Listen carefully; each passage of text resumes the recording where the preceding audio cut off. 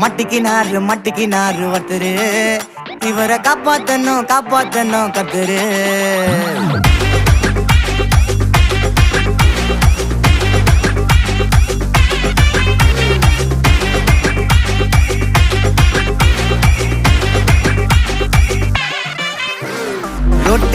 ரொட்டு கடை குருமா திரும்பி உனக்கு வந்து அச்சுது பாரு கருமா வாஷிங் பவுடர் நிறுமா கொஞ்சம் வாய சுவையும் பொத்துக்கிட்டு இருமா ஓ நிலைமையத்தான் நினைச்சு சிரிமா தக்காளி பிசிக்கி தொட்டு மொக்க வாங்கிட்டடா செவுத்த போய் நக்கு ஐபிஎல் கப்பு நான் வாங்கி தரேன் லாலிபப்பு சப்பு